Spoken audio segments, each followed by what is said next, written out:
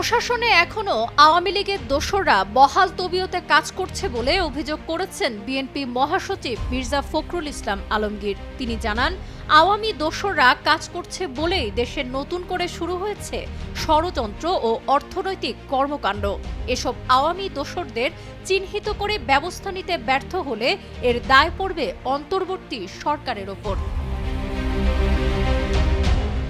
বাংলাদেশে গুমের শিকার পরিবারগুলোর গড়ে তোলা সংগঠন মায়ের ডাকের সমন্বয়ক সানজিদা ইসলাম তুলি ও বিএনপি নেতা সাজেদুল ইসলাম সুমনের ভাই সাইফুল ইসলাম শ্যামলকে গত ৩০ সেপ্টেম্বর তাদের শাহিনবাগের বাড়ি থেকে সেনাবাহিনীর সদস্য পরিচয়ে তুলে নিয়ে যাওয়া ও পরিবারের সদস্যদের সাথে অশালীন আচরণের ঘটনায় গভীর উদ্বেগ প্রকাশ করে এই বিবৃতি দেন বিএনপির মহাসচিব।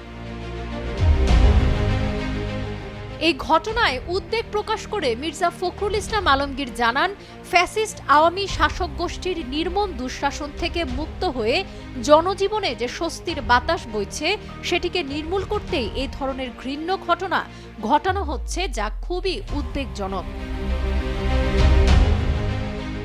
একমাত্র ওয়ালটন এসি দিচ্ছে 1 বছরের রিপ্লেসমেন্ট গ্যারান্টি।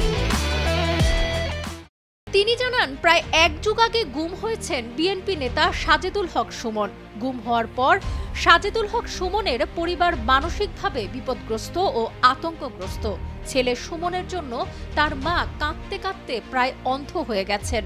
গুম হওয়ার এত বছর পর আবারও ৩০ সেপ্টেম্বর সেনাবাহিনীর পরিচয়ে তাদের বাড়িতে অভিযান চালিয়ে সাজেদুল হক সুমনের ভাই সাইফুল ইসলাম শ্যামলকে তুলে নিয়ে যাওয়ার ঘটনায় পরিবারটি আতঙ্কিত হয়ে পড়েছে।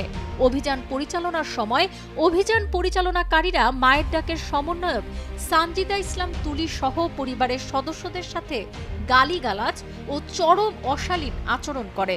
তারা বাসার ছোট্ট শিশুর সাথেও অমানুষের মতো আচরণ করে।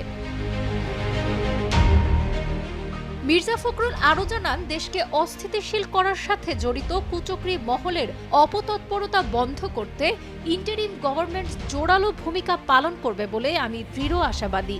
গুমের শিকার পরিবারগুলোর গড়ে তোলা সংগঠন মায়ের ডাকের সমন্বয়ক সানজিদা ইসলাম তুলির পরিবারের সাথে ধৃষ্টতাপূর্ণ আচরণের বিরুদ্ধে আমি তীব্র নিন্দা, প্রতিবাদ সহ এ ধরনের ঘটনার যাতে পুনরাবৃত্তি না হয় সেজন্য জোরালো আহ্বান জানাচ্ছি। সাবরিনা কাজী, কালের কণ্ঠ।